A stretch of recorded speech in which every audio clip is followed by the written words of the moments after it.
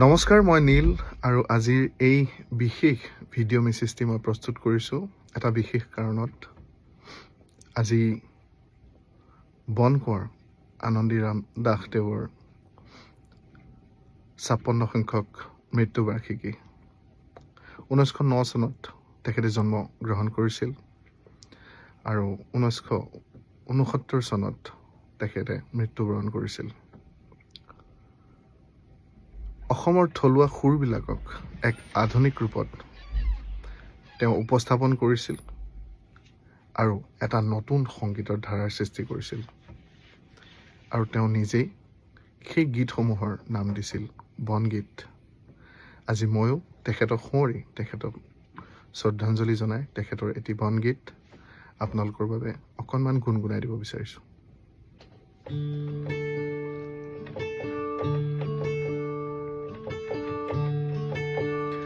ও ভয়ামৰে গৰখীয়া ল'ৰাটো, ও গৰখীয়া ল'ৰাটো, ও ভয়ামৰে গৰখীয়া ল'ৰাটো, ও গৰখীয়া ল'ৰাটো, সুৰৰে সুদি বজাও কি সুৰে তোৰ পেঁপাটো, সুৰৰে সুদি বজাও কি সুৰে তোৰ পেঁপাটো, ও গৰখীয়া ল'ৰাটো, ও ভয়ামৰে গৰখীয়া ল'ৰাটো, ও গৰখীয়া ল'ৰাটো।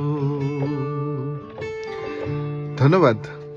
এই গীতটি বন কোঁৱৰ আনন্দীৰাম দাসে লিখা আৰু সুৰ কৰা, অমিয় মোহন দাসে কণ্ঠদান কৰা এই গীতটি মুক্তি লাভ কৰিছিলে ১৯৪৬ চনত। ধন্যবাদ।